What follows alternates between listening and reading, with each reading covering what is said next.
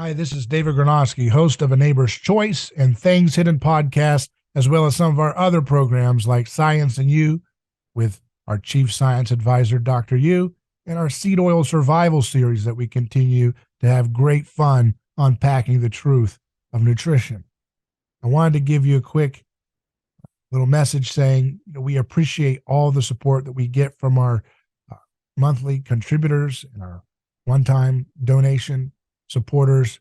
And we'd encourage all of you to go to our website, a neighborschoice.com, click on contribute, and make a monthly pledge today, whether it's $1, $5, 15, 20, 50, whatever you want to do. Doesn't matter. Just be a part of building this new media project that we've developed to empower and inform, to inspire, to kickstart a scientific renaissance, an anthropological breakthrough and reformation in the church. All these things are possible with your support right now. So make that commitment today and help us keep doing the productions that we have. Thank you.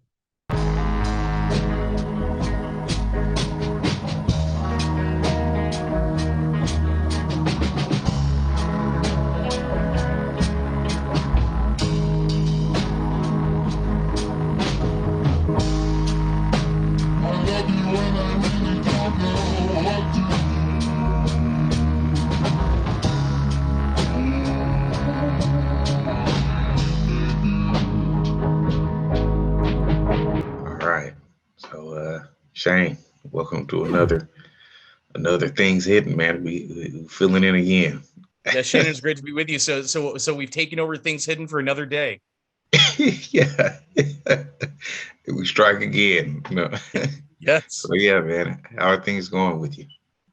It's going great. It's quite hot today in Florida, in the Sunshine State. Right, yeah. It's like 94 degrees right now, but the feels like temperature is well over 100. Right. I'm sure the humidity. I'm sure it'll get hotter as the day goes on, right? Yeah, you just walk outside and you're just dripping in sweat. It's just Yeah. But it's like I told you earlier, you don't have to worry about, it keeps you nice and moisturized and everything. Right, this is not the season for chapstick or anything like that. Right. It's not necessary. Yeah, man. But look, so today I thought we'd talk about some breaking news. There's been a lot of decisions being handed down by the Supreme Court this week. So firstly, we've got breaking Supreme Court rules in favor of Christian web designer. Says she doesn't have to host LGBTQ wedding sites. Then we got another one. Breaking Supreme Court strikes down Biden's student loan forgiveness plan.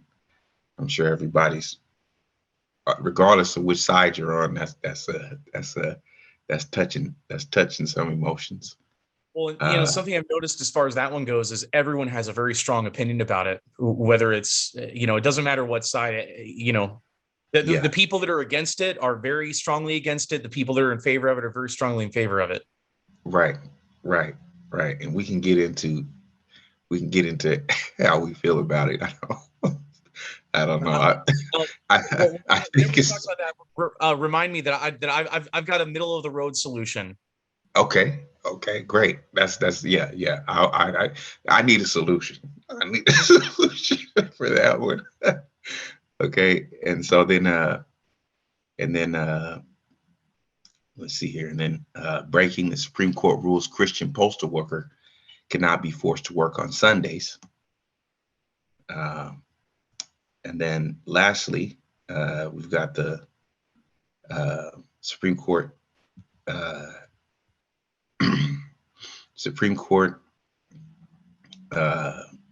rejecting affirmative action.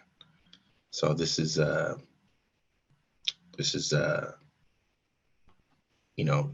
I'm not sure if you know what affirmative action entails, but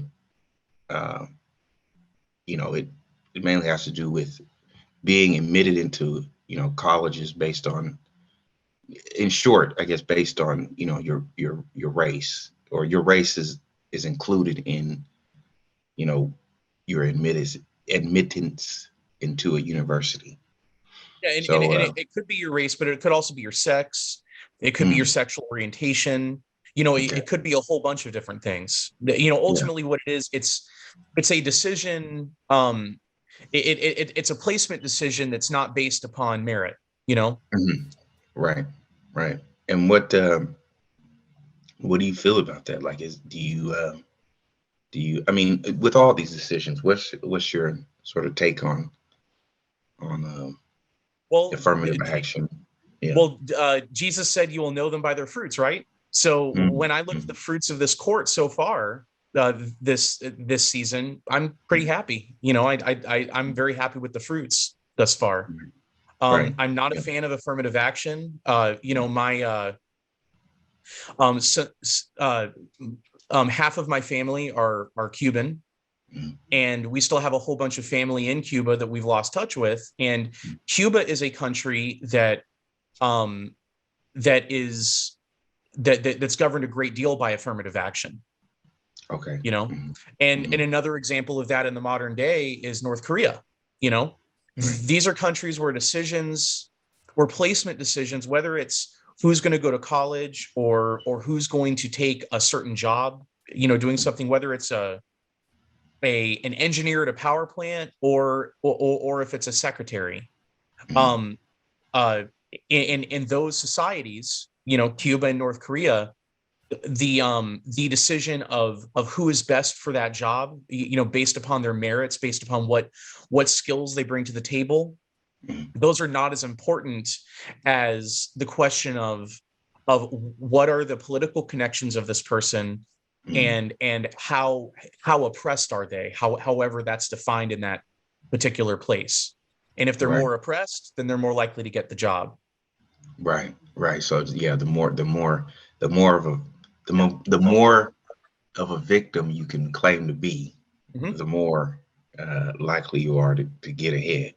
Right. Yep. Yeah, that's that's something that I think a lot of there's, I mean, this decision has definitely, I think, ruffled a lot of feathers. Particularly those on the on the left, or those who have a concern for victims, or that's, I would say maybe that's the one thing that they take into consideration. But I think that really what it'll help minorities who have a difficult time with education. I think maybe it'll help them realize that, like, if you want to go to school and if you want to, get a college education, you're going to have to put in the work. And schools, universities will be a lot more,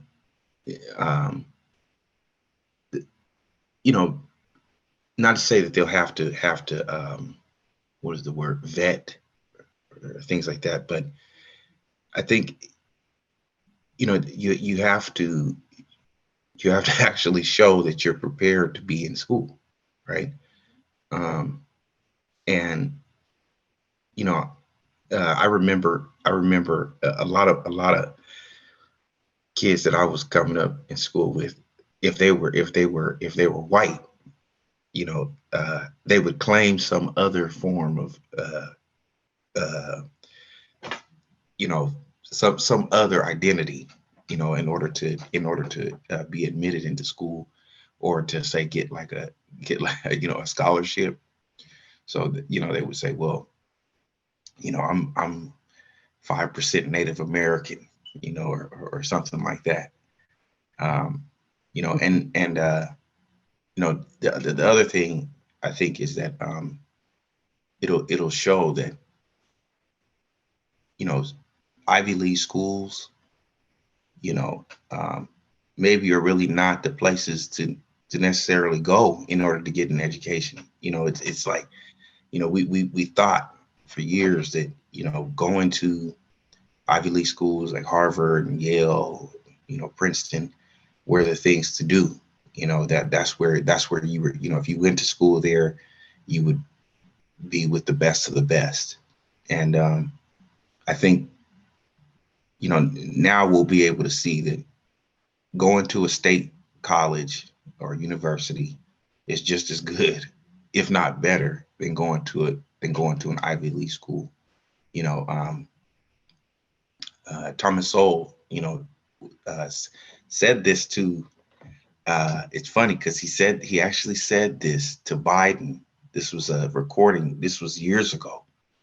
That it really does a disservice to African Americans to go to these Ivy League schools, because they don't, where their preparedness is, when they enter into these Ivy League schools, they're not at the level that say a lot of the kids that have been doing a lot of the honors classes and whatnot. This was a long time ago, so I just want people to understand that. But it's still, I think, relevant here that you can get the same education going to a state college and be at the upper, be at the top of your class, like at a state school, get a degree in engineering, come out and make, good money, versus you go to an Ivy League, you can't keep up. And then what do? You switch from a hard science like engineering, something like that, and go into sociology, or political science, right? Because it's much easier to do that at an Ivy League. So yeah, I think it takes away from a lot of the hoopla about going to, these higher education, Ivy League schools. It'll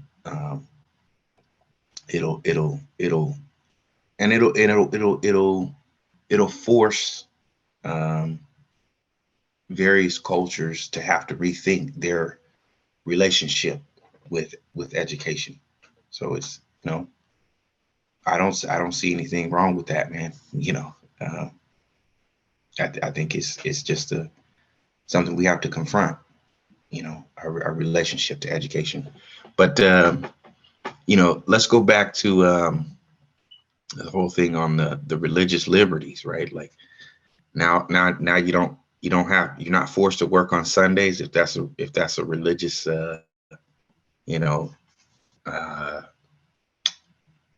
if that's like a holy day for you. And this is the thing. This is actually not a new. This is really nothing new. This isn't a new standard, because the standard that's always been in place in the United States, in respect to the courts, as far as like working on Sundays, if Sunday's your holy day and you're a Christian, or if you're a Christian whose Sabbath day is on Saturday, or if you're Jewish and your Sabbath day is on Saturday, and then for Muslims, at what point is their Sabbath day? Is that Saturday? Friday. Okay. Mm-hmm. So what the standard has always been, at least as far back as I know, and I'm saying, I'm sure this was said at some point during the 20th century, that the onus was on the business, or the onus was on the organization that was employing the religious person, to prove that giving that person that religious day or that religious time off, that it caused undue hardship to the operator of the business, or to the operator, or in this case, it would be the Postal Service. So the Postal Service would have the burden in the court to prove that by them conceding Sunday to this individual, or to a group of individuals, that it somehow caused undue hardship to the Postal Service being able to render their services to their postal customers that week. or it would cause an ongoing hardship. Right. So now if it caused an undue hardship, at that point, what the courts would typically ask them to do is present a remedy to the problem. And if the only remedy, or let's say like the most effective remedy, would be to have that person work on their religious day or work during their religious holiday, then that might be a concession that the person would be asked to make. Right. But the burden would be on the operator to prove in court that it's an undue hardship for them to make that concession to the religious practitioner. Right. And I guess in most cases it probably wouldn't, because they're right. Because they're I mean, perhaps it would have been that way. Maybe say when everybody was religious, and it didn't mean, it wasn't a thought, just everyone either went to church, or they went to Sabbath, or they went to the mosque or the temple, but to me, it shouldn't even be that much of a problem in this day and age, because we see a decline in religious activity. Yeah. But that takes me to my next point, which is this poll that just came out when talking about how Americans feel about politics, and it said that it says here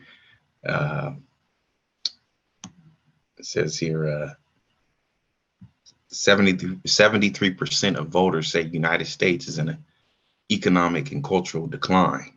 The majority of voters think everyday Americans, rather than elected officials, are best equipped to reverse this state of decline. So, what's your thoughts about that?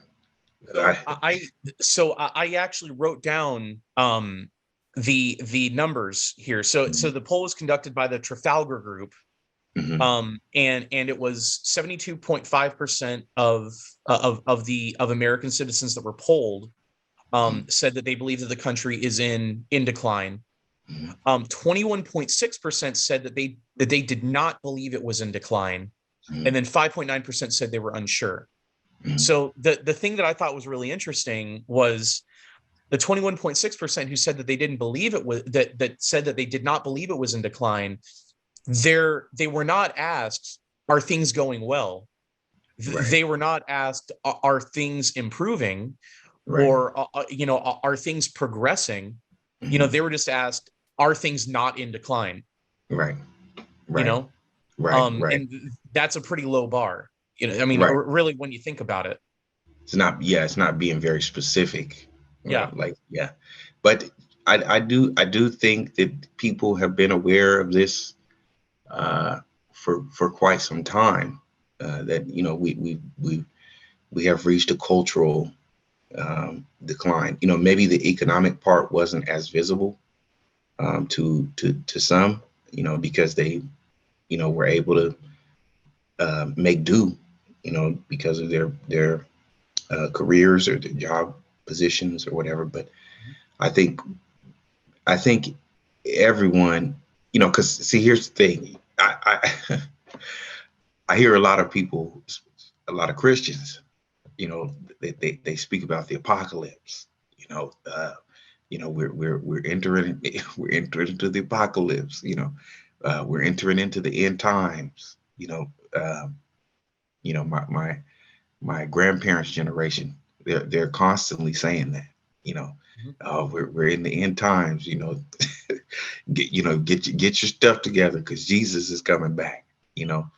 So I think a lot of, and even some young people, we're like, well, if he's coming, then you can just go ahead, come on, because we're tired of going through all this, So yeah. I think a lot of people um, you know, whether it's a spiritual sense or just, in a general sense, I think people are aware of a lot of the confusion and that not being able to hold on to all of this, all of these things that have taken place. The movements, the social movements that have taken place, I think have caused a lot of confusion.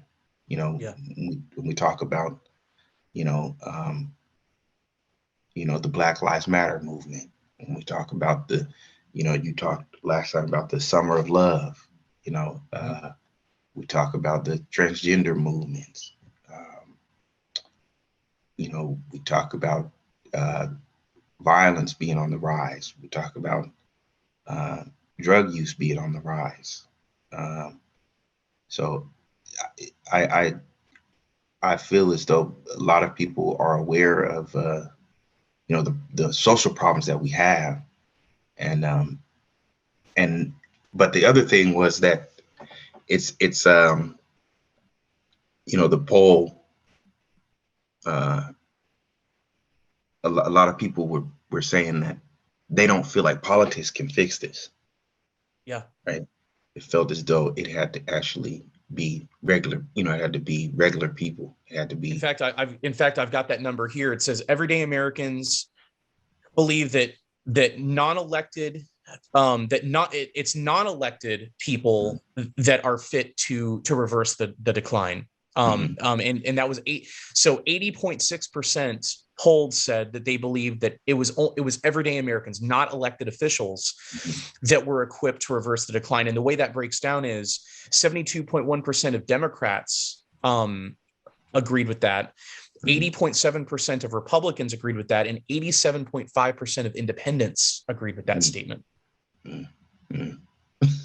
Well, that tells you, that a lot of everyone is, they're sort of disheartened by politics. It doesn't have the same flair that it used to have. It used to be that it would unify, various groups, in camps. They would say, I'm with this group or I'm with that group.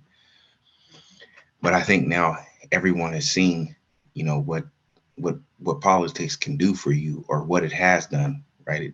It creates a lot of emotion, right? And it makes people very hyped up and want to be in this camp. But, like you said, you see the fruits, and there's not too much I see coming out of what politicians are doing, but you talk a lot about the local level, the local community, and people being in doing for their local community and having that sense of that sense of local community. So I think that ties in well to this poll, right? Yeah, because the thing is, at the end of the day, it's an well, we've talked about this many times before. It's an abstraction of reality. The thing is, to most Americans, to your average everyday American, something like the war in the Ukraine it's completely it has nothing to do with their lives. Nothing. It has absolutely nothing to do with their lives. The civil war in Ethiopia, it has nothing to do with their lives at all.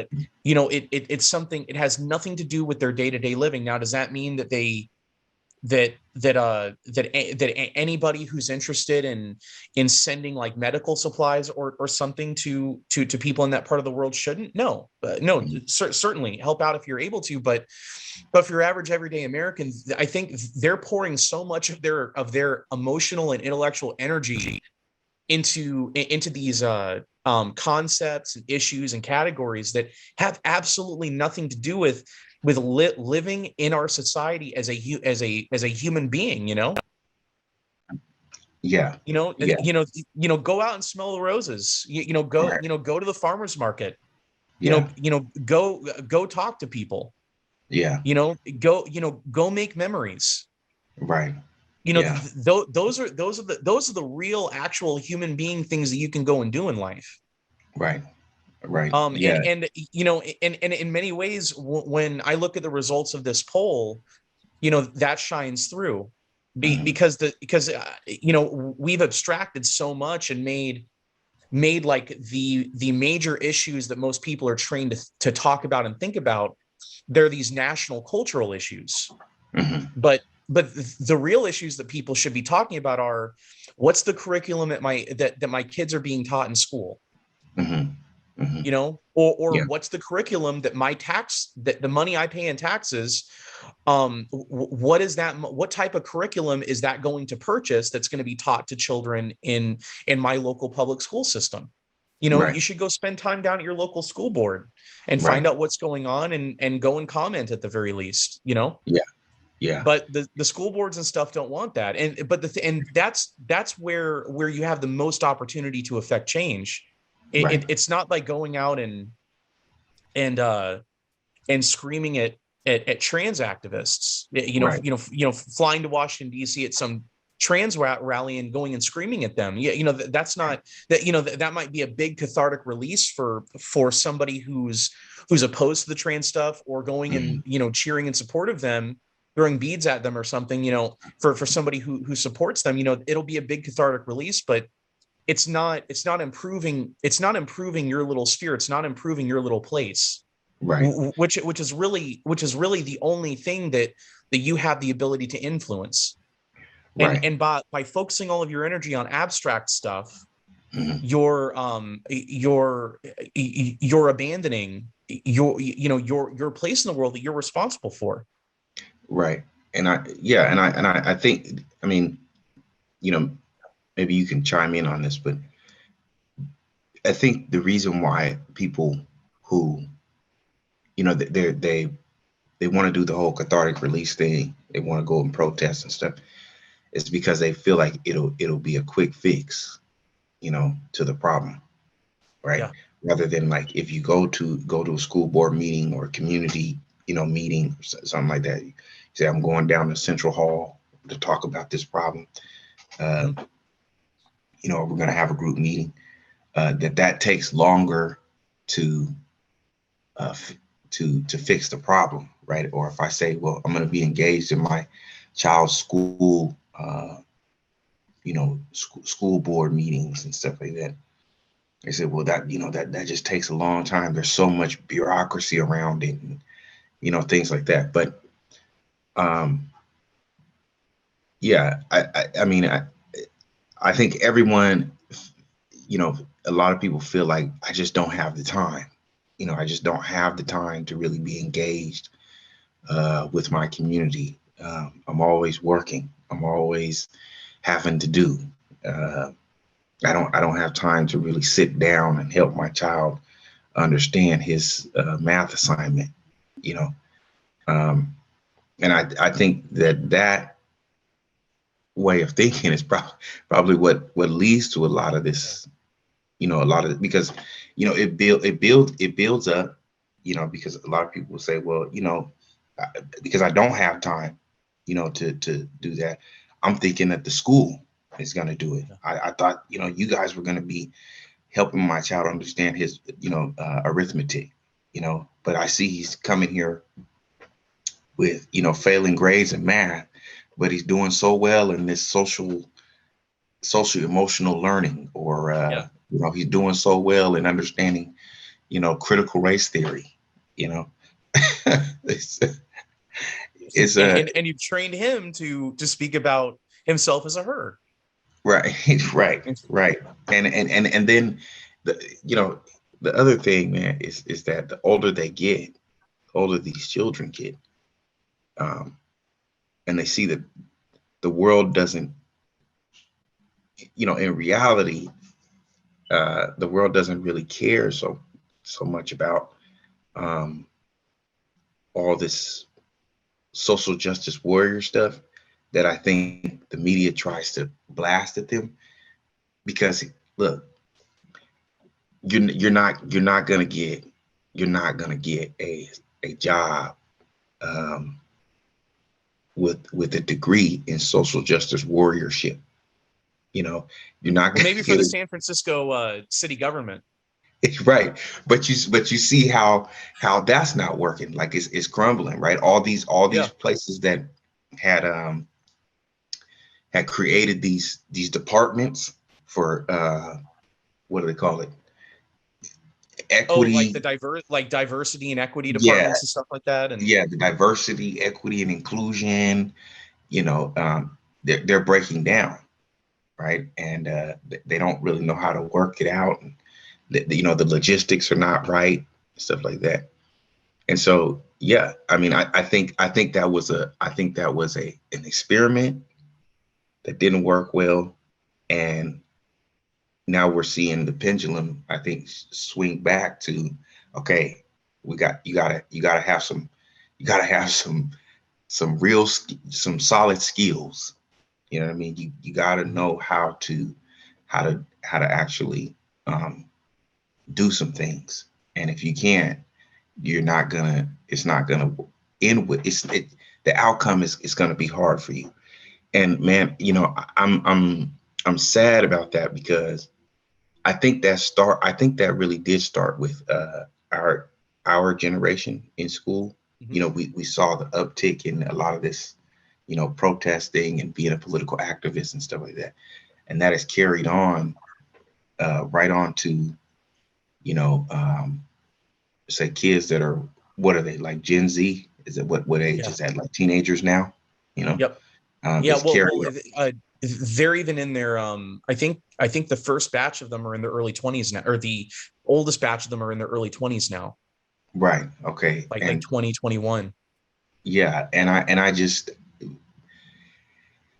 I think what I foresee is the outcome of that is going to be a lot of kids who are going to be disenfranchised even more, because um, they don't have any skills. Well, You know. what I think has happened.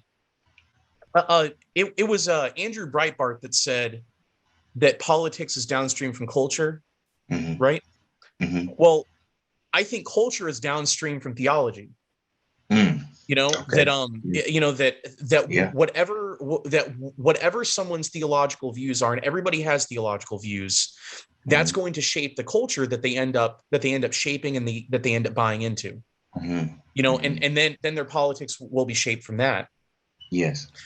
And we're living in a crisis now, as far as theology goes, because nobody knows anything about the basics. The Right. church has Yeah. utterly the church has failed at Yeah. at training at training people from a very young age, Yeah. from training them about theology, training them how to think about theology. And I'm not talking Mhm. about, like, everybody has to be a theologian or anything. I mean, Right. I certainly am not, and you Yeah. certainly, and you're certainly not either. Yeah. You We're know, not but talking. We're not talking Thomas Aquinas and. yeah, that's Yeah. that's not what we're talking about Yeah. here. Mhm. Maybe, like, maybe at the end of our lives, knowing as much as Thomas Aquinas knew when he was like one. You know, Right. Yeah. if we could reach that, then we'd be golden. Right. But the thing is, the church has really failed at catechizing the generations, Hmm. and it just says Bible, Hmm. Hmm. and that's Well, it. no. Look, I'm gonna tell you this, man. This is an interesting thing. It's funny, but but it really is telling of our uh, our generation. So there's a what's that game show called, where you have to fill in the word. Uh, uh, Um, Anyways, so they asked them. Family Feud, or is it? It's something like that, like Family Feud or something like that. But so they asked them. They said, can you know, they wanted them to say the Lord's Prayer. They wanted them to fill in the blank. Oh, So they said, Our Father who art in heaven, blank be thy name. And they didn't know that it was hallowed be thy name. And so, they're guessing all these words. I can only imagine what words they filled in there. Yeah, and everybody on Twitter is like, it's hallowed. You what is it? You heathens. It's hallowed. It's like sad world we're living in. It's like even people who are just watching a game show, man, they're like, we can tell something is wrong here. Something is wrong here. You know what I mean? Every kid, I mean, our age, I remember, every kid, that was like the first prayer you learned, man. That was like the first prayer you learned. You went to bed, you said, they say the Lord's Prayer. You know what I mean? It didn't matter if you were Catholic or Protestant. Every kid knew that prayer, right? So, yeah, I mean, it's true. It's like the you do have to have a certain whatever your theological framework is, that is going to be telling of the type of society you live in. So if it's one that is atheistic, then you're gonna have the majority of kids living in a world that they have no structure or guidance. They don't have a compass, and without that compass, you can't even remember hallowed be thy name. I don't know, man.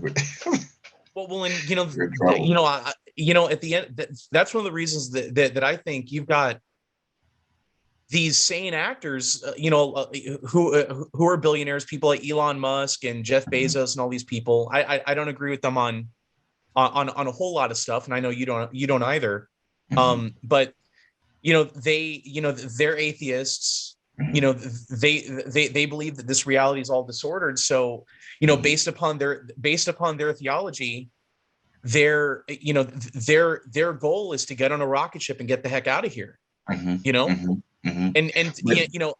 I don't think that's based upon culture. I think that originates with their theology. But even then, here's what I would say. Even with them, man, even though they may be atheist, the one thing that the opportunity that they were given was the exposure to read, the Bible, right? They were given that opportunity to do that. So, Elon Musk may not be religious, but he knows biblical stories. He knows who Jesus is, right? He knows, so he knows the background, and that's not even something that say Gen Z or whatever can talk about. Like, they don't know the Garden of Eden story. They don't know the Noah's Ark story. They don't know the Moses parted the Red Sea, right? They don't know the parables, the healing of the sick, the raising of Lazarus, all these things we came up with, and that we, whether or not we have forsaken them or not, we at least know them, and that would be my desire, is just to have the newer generation just be exposed to it. And it seems to me that the educational system, especially within higher academia, really does not want to have have them be exposed to that. They would rather them be exposed to things like, gender is fluid, and I mean, they they want to fire biology professors who say that their gender is based on XY chromosome, or whatever. It's like, and that's one of the reasons I think, until talking about kids, until school days begin again with a prayer. Instead of the morning announcements, or even instead of the Pledge of Allegiance, we're going to continue to have problems. Right. You know, and I think in many ways that was the dawning of the intellectual dark age that's being born right now. You know, because we have people, and the reason I call it an intellectual dark age is you have people that are trained to hone in on problems, but it's a foreign concept to them to look at the origin of the problems. You know, and it's not that they're incapable or they're unable to reason their way and use logic to arrive at the core problem. It's that they have been trained throughout the years that they were educated, and then the capstone was going to college. They were trained to continue to limit their reasoning to down here and to never reason upward. Right. You know. Yeah. That makes a lot of sense. Yeah. Well, lastly, man, go ahead. No, go ahead. Yeah. I did want to read an excerpt of that article, the one about by the Trafalgar Group, the 73% of Americans that believe that the country's in decline. This was near the end of the article. It's kind of like it was the closest thing to a conclusion that I'd be able to argue the article has. It says, but what is most telling with this poll is where voters think the solution lies. They are no longer looking to political candidates or a political party to put the U.S. on the right track. We are coming to the same realization that previous generations of Americans understood. America will become great again through the hard work and spirit of the everyday citizen. It will not come about because of politicians, but rather in spite of them. That it has to do with the proper formation of the individual conscience of people. Right. You know, it will not come. You know, the solution will not come about because a law is passed. Right. You know, the law being passed or the Supreme Court ruling a certain way. You know, those can be blessings. But I view those things as being signs or confirmations rather than the end solution. You know, if we get a law passed that bans abortion, for instance, you know, I would argue that law passed as a result of the collective conscience of the country affirming life. You know, that's the only way that the law passes. Right. Yeah. And you know, with that, you know, and I remember everyone was really in a I mean, just fury. You know, there were people that were furious about this, and they were, you know, doing a lot of, you know, they were just felt like, I don't know, psychologically, emotionally damaged by it. But the thing is that they what they did with that is passed it down to states to decide. And so, you know, it really, I think that is one area where you would see like sort of a kind of like a cold civil war, right? Where you've got like all the states that want to, that are pro-abortion, they're going to go hard on that. You know what I mean? And all the ones that are pro-life, they're going to go hard on it. You know what I mean? And I think this is, so it's either going to be, and I think this is the way the country is going. It's either going to be that there's going to be a trench, you know, like digging in the trenches where people are going to be on the extreme, and they're gonna stay on their side and dig down, or we're gonna go to starting to understand like politics is really not the way. We've got to have more focus on like where I am on a spiritual basis, on a cultural basis, where my values lie, and the kind of community I want to be in, right? And I can't rely on, you know, the government to get things done. And this brings us to our last point, which is the whole overturning of the student loan debt, right? Because I think a lot of young people who voted for Biden, and whoever, not even just young people, but just anybody who has debt, they were sticking it out with Biden for that very reason. And now that that's been overturned, there's really no more. I think you're gonna see the same thing with Democrats. They're gonna pull away from the government. They're gonna pull away from politics, because they see it as, well, it didn't do me any good, man. I voted for this guy. I thought he was gonna get rid of that debt, and it didn't happen, But you said you had a what'd you say, a middle way solution? Yeah. So I consider it to be a middle of the road. There's a middle ground, solution for the student debt crisis. So, okay. And this I actually kind of borrowed a little bit of it from Michael Malice. Okay. He said that what we ought to do in the country is raid all the trusts of the public universities. Yes. The federal government should just seize all that money. Yeah. And then the federal government from there, they can just dole it out to whoever they want. Right. If you're, like for instance, what Michael Malice has said is to deal with like reparations payments. Mm-hmm. If you are a descendant of a former like if your great grandparents or great great grandparents were slaves, then pay reparation checks out of the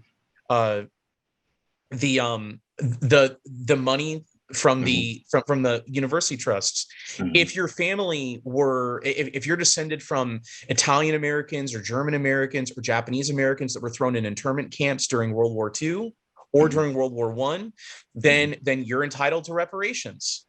Right. So right. The thing I would say is we can do that, but first and foremost, let's seize all the public university trusts, and we're talking about billions of dollars. We're talking about loads of money. Yeah. Let's seize all of it and divvy that money up, and then let's pay off student debts with that money. Right.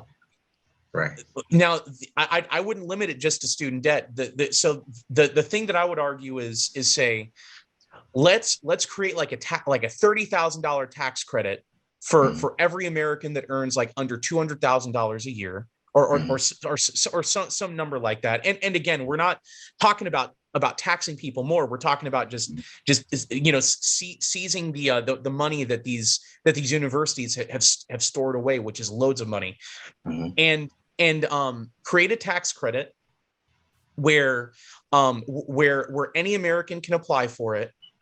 Make it like $30,000 or something, and make it so that Americans can choose to apply that tax credit to any $30,000 worth of debt that they have, whether it's student loans, or if it's an auto loan, if it's their mortgage, or if it's credit card debt. Because the thing is, the thing that I like to remind people of is there's nothing more dignified or saintly about student loan debt than about credit card debt. Yeah. Or mortgage debt, or debt for a car. There's nothing that makes student loan debt any different from any of those things. Right. Yeah. I mean, the rights argument, of course, is working taxpayers should not have to pay the debts of people who decided to go into debt in school, right? Right. And the left's argument is,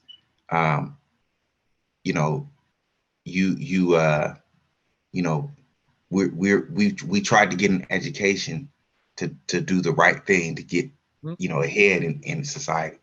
And so, I mean, my thing is young people. So Shannon, my question to you is is all the overpayments and the soaking of people that these universities have done by overcharging them exorbitant amounts for their educations. And in most cases, I'm going to say educations. They've reaped a bunch of really what we could call untaxed profits. And they're stowing it away into these endowments, into these trusts. And so what I'm saying is, if you're a public university and you've been accepting public funds for a long time, then it's finally going to be time. It's going to finally be time for the taxpayer to get paid a dividend from you. Right. They should be forced to pay it back. Yep. And I, you know why? And I say that let the federal government go in and raid their endowments, and then and then use that money to pay down the student loan debts, and use that money to pay down the debts of every American. Because the thing is, if you're a single mom and you're making $25,000 a year, and you've got like $15,000 in credit card debt or something, there is nothing more dignified about someone's student loan debt over your debt. Right. The only difference is that if you're paying credit card debt, then you're probably paying 18, 20, or 25% interest. The student loan debt is probably going to be like 10% or something around, or something like that. But both debts are unsecured debts, meaning that when the credit card company lent you money, in the same way that when the bank or federal government lent you money for the student loan debt, they didn't secure that debt with an asset. When you get a loan to buy a car, the car is the asset that's justifying the loan. When you receive a loan for a mortgage, the house is the collateral in the same way the car is the collateral. But when you're talking about a student loan debt or a credit card debt, there is no collateral. There is no underlying asset. So both of those debts are pretty much equivalent. The only thing is, for some odd reason, largely millennial liberals view student loan debt to be somehow more dignified or somehow more ethical or moral or something, to be just morally superior to credit card debt, and that's not the case. But you want to know judging why? Based on circumstances, there are a lot of cases where struggling moms and stuff that have credit card debt, where that debt is more dignified and morally superior to somebody who went out and selfishly got some stupid degree in drama or something, and they went in debt like $40,000 or $50,000 for it. But you want to know why that is, man? Why I think that is. I think the reason why we felt as though, why so many of us felt as though getting into debt with education was such a privilege was because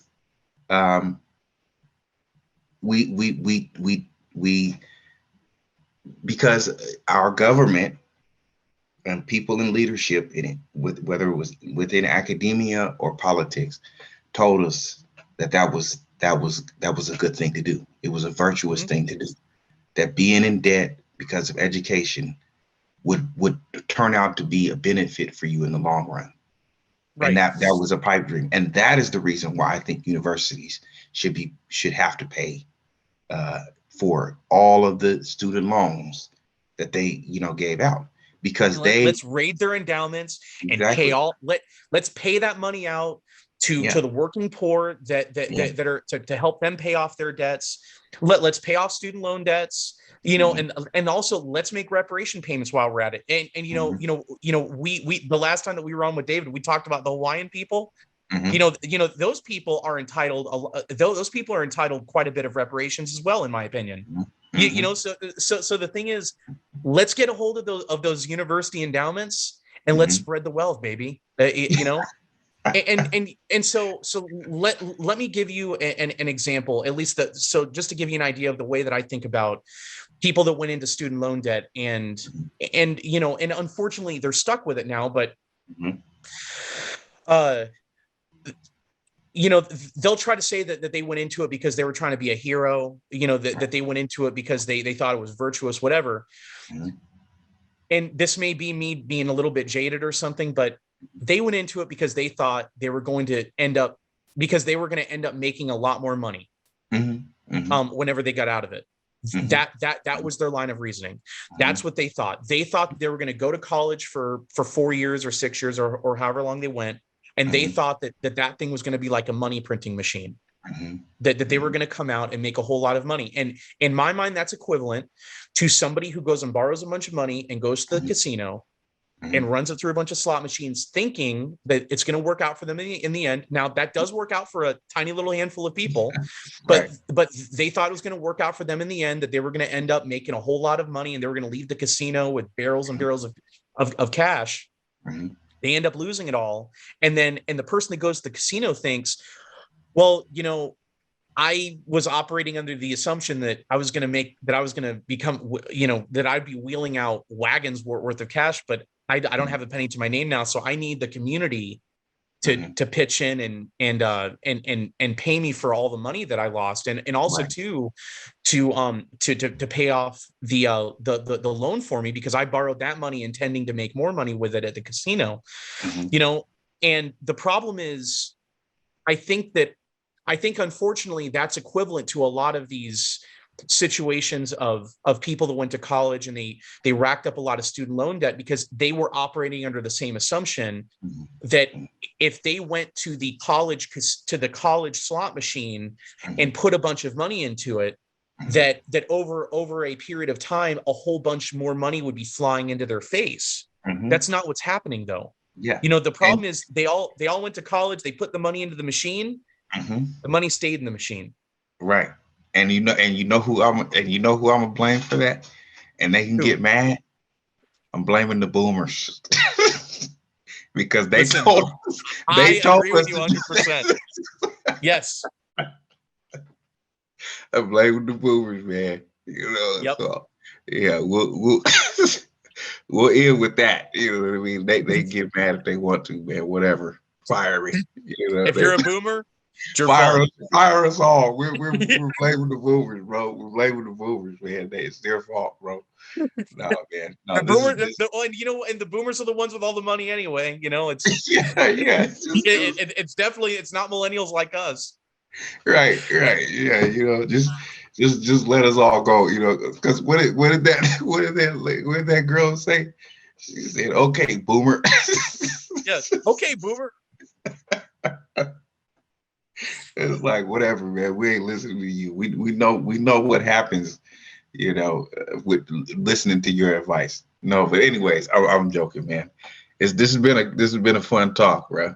Yes, it has, and we'll do it again soon. And hopefully next time we'll be doing it with David. Yes. Yeah. All right, brother. Good talk, man. Talk to you soon. You too. All right.